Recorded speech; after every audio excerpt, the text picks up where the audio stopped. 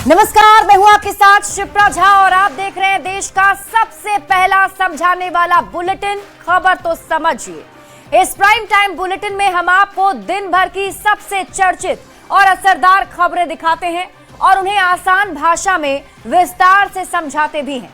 तो आइए सबसे पहले नजर डालते हैं आज की 4 बड़ी खबरों पर शॉर्ट में और उसके बाद एक एक करके पूरी कहानी विस्तार से आपको समझाएंगे। आज की दिन भर की 4 बड़ी खबर। सबसे पहले आज बुलेटिन में बात होगी बीजेपी ने बिहार के नवीन को क्यों चुना। इसकी पूरी कहानी आपको समझाएंगे क्योंकि आज उन्होंने राष्ट्रीय कार्यकारी अध्यक्ष के तौर पर पदभार ग्रहण किया। दूसरी खबर होगी संजय सरावगी को बिहार बीजेपी की कमान क्यों दी गई, इसके पीछे के मायने भी आपको समझाएंगे। तीसरी खबर होगी मनरेगा की जगह नई योजना क्यों ला रही है सरकार, क्या है इसके पीछे मकसद, ये भी आपको समझाएंगे। और चौथी खबर होगी पीएम मोदी के अपमान पर किस तरीके से सियासी घमासान मचा हुआ है, ये भी हम आपको बताएंगे। लेकिन शुरुआत सबसे पहले बीजेपी में अब नए युग की शुरुआत हो चुकी है। पार्टी के राष्ट्रीय कार्यकारी अध्यक्ष नियुक्त किए जाने के बाद नितिन नवीन ने आज दिल्ली स्थित पार्टी मुख्यालय में पदभार ग्रहण भी कर लिया। शायद ये पहली बार है जब बिहार के किसी नेता को बीजेपी के संगठन में इतनी बड़ी जिम्मेदारी मिली है। पार्टी आलाकमान के इस फैसले से बिहार से लेकर दिल्ली तक जश्न का माहौल है। सबसे पहले रिपोर्ट, फिर खबर तो समझिए।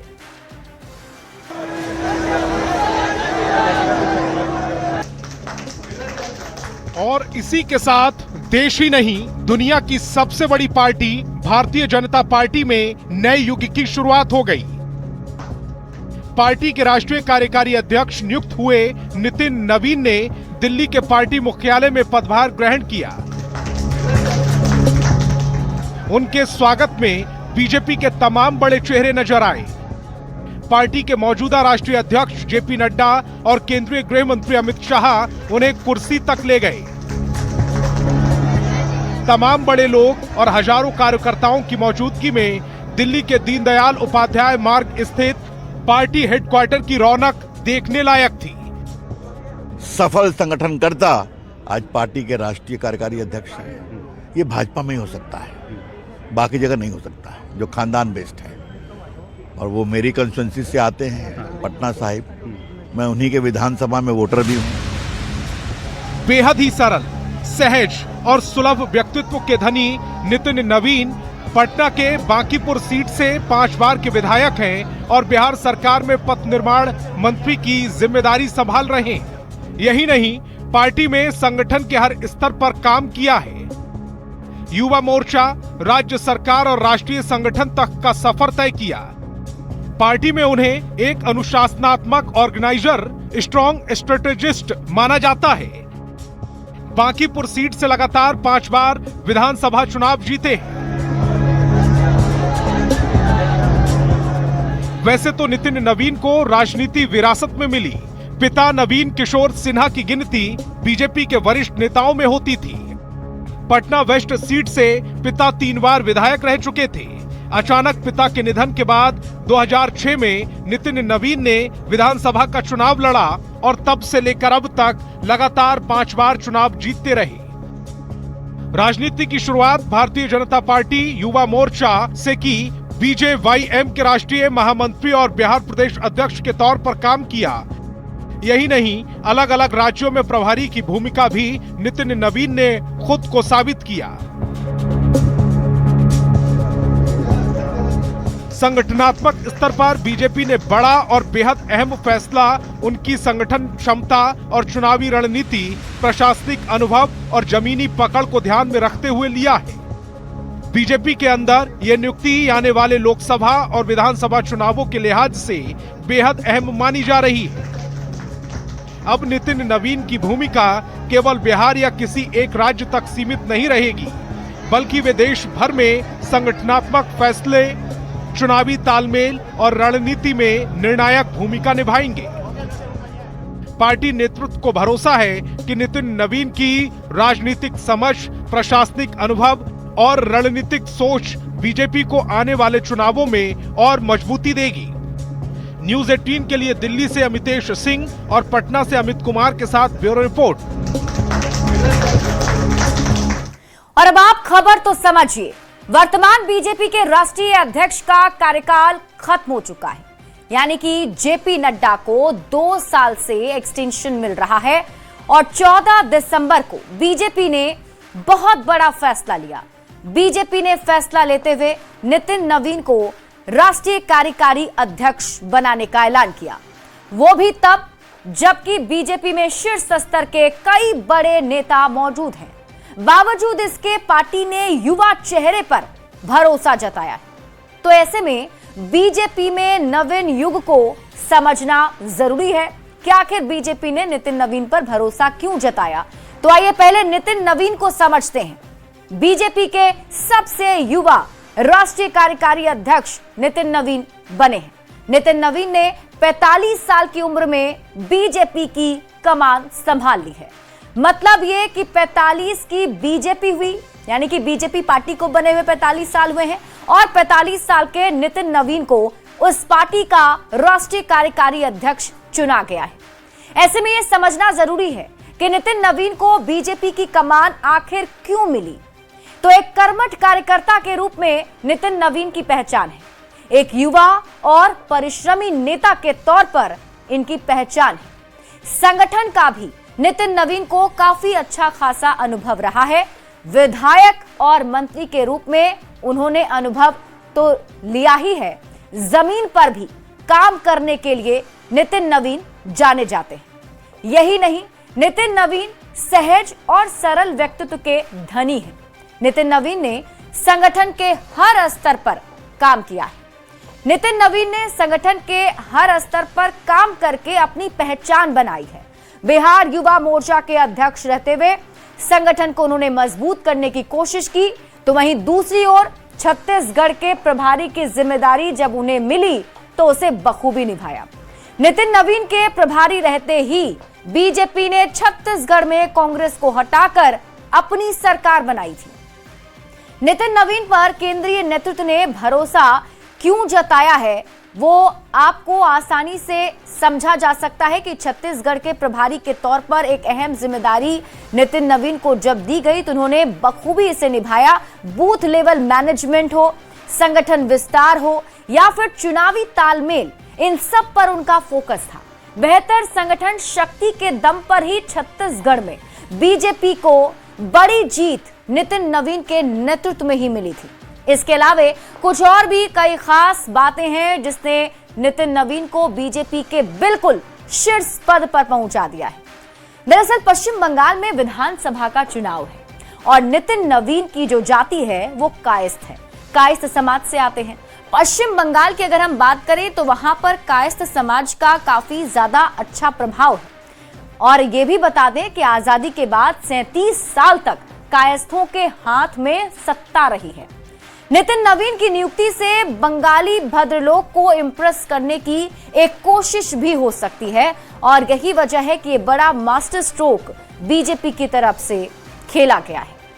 बढ़ते आगे और बात अगली खबर की। बिहार की राजनीति में बड़े बड़े बदलाव देखने को मिल रहे हैं। बीजेपी के राष्ट्रीय नेतृत्व ने दरभंगा से विधायक संजय सरावगी को तत्काल प्रभाव से बिहार बीजेपी का नया प्रदेश अध्यक्ष नियुक्त कर दिया है। प्रदेश अध्यक्ष बनाए जाने पर संजय सरावगी ने केंद्रीय नेतृत्व को धन्यवाद दिया। सबसे पहले आपको रिपोर्ट दिखाते हैं, फिर खबर समझाएंगे। अभी बीजेपी कार्यकर्ता नितिन नवीन को पार्टी का नया राष्ट्रीय कार्यकारी अध्यक्ष बनाने का जश्न ही मना रहे थे। राजनीतिक समीक्षक और बाकी पार्टियों के नेता ये समझने में लगे थे कि बीजेपी के शीर्ष नेतृत्व ने नितिन नवीन को पार्टी की कमान क्यों सौंपी। इसी बीच बीजेपी ने एक और बड़ा बदलाव कर दिया, बिहार बीजेपी को नया अध्यक्ष दे दिया। केंद्रीय नेतृत्व ने बिहार बीजेपी की कमान संजय सरावगी को सौंपी है। संजय सरावगी दरभंगा शहरी सीट से विधायक हैं, जिन्हें बिहार बीजेपी का नया अध्यक्ष बनाया गया है। संजय सरावगी मिथिलांचल में पार्टी का चर्चित और पुराना चेहरा माने जाते हैं। छात्र जीवन में अखिल भारतीय विद्यार्थी परिषद से राजनीति की शुरुआत करने वाले संजय को काफी अनुभवी नेता माना जाता है। नितिन नवीन की तरह इन्होंने भी भारतीय जनता पार्टी युवा मोर्चा में काफी अच्छा काम संगठन के लिए किया है। 2005 से लेकर 2025 तक लगातार 5 बार संजय सरावगी दरभंगा सीट से बीजेपी के विधायक रहे हैं। सरावगी अब दिलीप जायसवाल की जगह लेंगे। संजय सरावगी भी दिलीप जायसवाल की तरह वैश्य समुदाय से ही आते हैं, जो बीजेपी का कोर वोटर है। करके दिखाती है। मुझे इतना बड़ा दायित्व पार्टी ने सौंपा है। हम लोग ईमानदारी पूर्वक पार्टी को और मजबूत कैसे किया जाए और सरकार से कैसे समन्वय बनाकर कैसे पार्टी आगे बढ़े, इसके लिए प्रयास करें। बीजेपी के मौजूदा प्रदेश अध्यक्ष दिलीप जायसवाल को नई एनडीए सरकार में मंत्री बनाया गया था, लेकिन संजय सरावगी को नीतीश कैबिनेट में दोबारा रिपीट नहीं किया गया था। उसी समय से ये चर्चा थी कि संजय को प्रदेश में कोई बड़ी जिम्मेदारी दी जा सकती है। ये डबल डोज है, एक डोज कल मिला था, आज दूसरा डोज है, बूस्टर डोज मिला है। बिहार मजबूती के साथ, जिस तरह मोदी जी और नीतीश जी के साथ खड़ा रहा है, बिहार में अब संगठन का काम संजय सरावगी ही देखेंगे, ये ऐलान हो गया है। सरावगी अब बिहार बीजेपी के नए बॉस बन गए हैं। पार्टी नेताओं ने उम्मीद जताई है कि उनके अध्यक्ष बनने से राज्य में संगठन और मजबूत होगा। न्यूज़ 18 के लिए पटना से शैलेंद्र कुमार के साथ ब्यूरो रिपोर्ट। और अब आप खबर तो समझिए, संजय सरावगी को बिहार बीजेपी की कमान सौंप दी गई है, यानी कि बिहार बीजेपी के अध्यक्ष संजय सरावगी बन चुके हैं। दिलीप जायसवाल की जगह अब संजय सरावगी बिहार के प्रदेश अध्यक्ष बने हैं। इससे पहले दिलीप जायसवाल ही ये पदभार संभाल रहे थे और अब संजय सरावगी को जिम्मेदारी दी गई है। अब आप खबर तो समझिए, बिहार बीजेपी को क्यों मिला नया अध्यक्ष, ये भी आप जान लीजिए। तो बीजेपी में एक नेता एक पद की पॉलिसी रही है, यानी कि अगर एक व्यक्ति है तो उसे सिर्फ एक ही पद मिल सकता है। दिलीप जायसवाल बिहार सरकार में मंत्री हैं और दिलीप जायसवाल की जगह पर अब संजय सरावगी को बीजेपी प्रदेश अध्यक्ष की कमान सौंप दी गई है। संजय सरावगी पर बीजेपी ने भरोसा क्यों जताया, इन्हें ही क्यों प्रदेश अध्यक्ष बनाया गया, इसे भी अब समझ लेते हैं। तो बीजेपी का पिछड़ा वर्ग पर फोकस है और पिछड़ा वर्ग से ही संजय सरावगी आते हैं। तो ऐसे में बीजेपी ने बिहार में खास तौर पर पिछड़ा वर्ग को साधने की कोशिश की है और यही वजह है कि बीजेपी के बड़े चेहरे के तौर पर संजय सरावगी जाने जाते हैं, तो उन्हें ये जो पद है वो दिया गया है। ऐसे में देखना दिलचस्प होगा कि संजय सरावगी अब किस तरीके से पार्टी को बिहार में और मजबूत करते हैं। बढ़ते हैं आगे और बात अगली खबर की। मोदी सरकार मनरेगा योजना को खत्म करने के लिए संसद में एक नया विधेयक लाने की तैयारी में है। प्रस्तावित कानून का नाम जी राम जी विधेयक रखा गया है, यानी कि विकसित भारत गारंटी फॉर रोजगार एंड आजीविका मिशन। बीजेपी जहां इसे पहले मनरेगा कानून से बेहतर बता रही है, वहीं कांग्रेस ने योजना से महात्मा गांधी का नाम हटाने पर सवाल उठाए हैं। सबसे पहले ये रिपोर्ट, फिर खबर तो समझिए।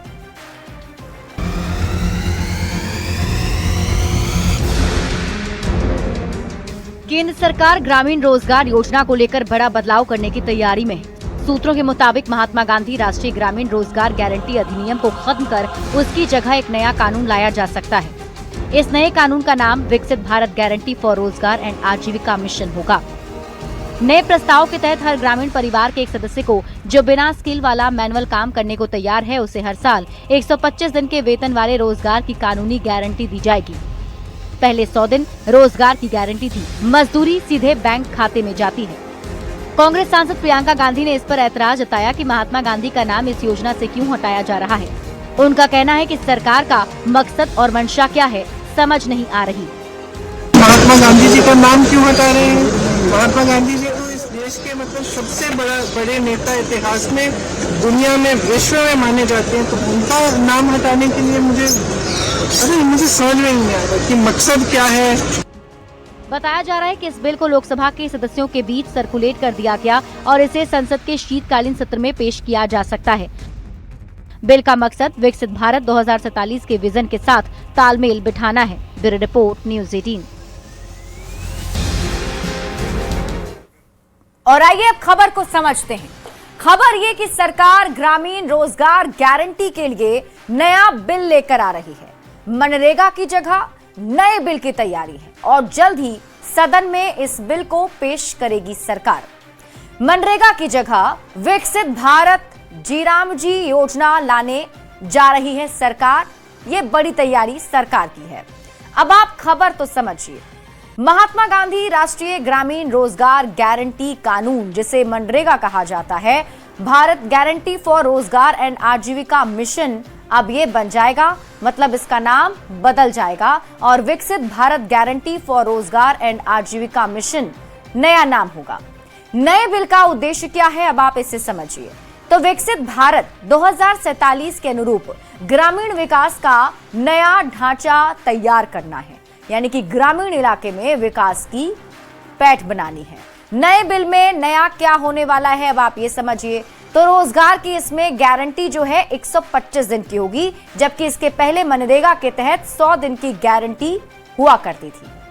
अब आपको बताते हैं कि पहले जो खर्च है वो केंद्र उठाया करता था और अब राज्यों को भी 10 से 40% तक इसमें खर्च देना पड़ेगा, यानी कि जो मजदूरों को मिलेगी वो पहले सिर्फ केंद्र सरकार देती थी, लेकिन अब राज्य सरकार भी उसमें भागीदारी निभाएगी। नए बिल में और नया क्या है, अब आप वो समझिए। तो बुआई कटाई के समय 60 दिन रोजगार नहीं, ताकि मजदूर उपलब्ध रहें। तो ये प्लानिंग के तहत ये बिल सरकार लेकर आ रही है। मनरेगा जैसी योजना से जुड़ी जरूरी जानकारी भी अब आप जान लीजिए। इससे पहले देखिए, उद्देश्य ये था कि ग्रामीण इलाकों में जो परिवार रहते हैं, हर परिवार को काम मिल सके और कम से कम 100 दिन वो काम करें, तो उस हिसाब से मजदूरी उन्हें मिल सके। इसमें किसको काम मिलता था, अब आप ये भी समझ लीजिए। तो 18 से ज्यादा उम्र का कोई भी व्यक्ति मनरेगा के लिए आवेदन कर सकता था। पैसे कैसे मिलते थे, तो मजदूरी का जो भुगतान है वो सीधे बैंक या फिर पोस्ट ऑफिस के खाते में जाया करती थी। कौन सा काम करना होता था, तो इसमें सड़क, तालाब, नहर, खेतों की मेड़, जल संरक्षण, ये सभी काम शामिल थे जिसमें मजदूरों की आवश्यकता पड़ती थी। महिलाओं के लिए क्या काम था इसमें, तो कम से कम 1/3 जो कामगार है वो महिलाएं होनी चाहिए, इसे फिक्स किया गया था और इसी के आधार पर ये स्कीम जो है वो चलाई जा रही थी और अब इस योजना में कुछ नए बदलाव किए गए हैं। बढ़ते हैं आगे और बात अगली खबर की। कांग्रेस की दिल्ली में हुई रैली में पीएम मोदी के खिलाफ अभद्र नारेबाजी का मुद्दा संसद में उठा। बीजेपी ने राहुल और सोनिया गांधी से देश से माफी मांगने की मांग की। प्रियंका गांधी ने कहा कि रैली में किसने क्या कहा ये किसी को पता नहीं, बीजेपी बगैर किसी बात के मुद्दा बना रही है।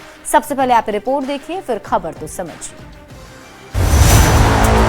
इनको देश से माफी मांगनी चाहिए। प्रधानमंत्री मोदी जी का कमर खोदने के लिए इन्होंने नारा लगाया। पीएम मोदी के अपमान को लेकर संसद में सियासी संग्राम जारी रहा। संसद में कार्यवाही शुरू होने के बाद जमकर हंगामा हुआ। शोरगुल और अव्यवस्था के कारण दोनों सदनों की कार्यवाही स्थगित करनी पड़ी। लोकसभा में केंद्रीय मंत्री किरेन रिजिजू, जबकि राज्यसभा में केंद्रीय मंत्री जेपी नड्डा ने प्रधानमंत्री मोदी के कथित अपमान का मुद्दा उठाया। जेपी नड्डा ने सोनिया गांधी से माफी मांगने की मांग भी की। इस तरीके की बात कहना एक प्रधानमंत्री जी के खिलाफ और मृत्यु की कामना करना, यह अपने आप में बहुत ही निंदनीय है। इसके लिए हमारे नेता प्रतिपक्ष और कांग्रेस पार्टी के नेता यहाँ बैठी हैं, आदरणीय सोनिया गांधी जी, इनको देश से माफी मांगनी चाहिए।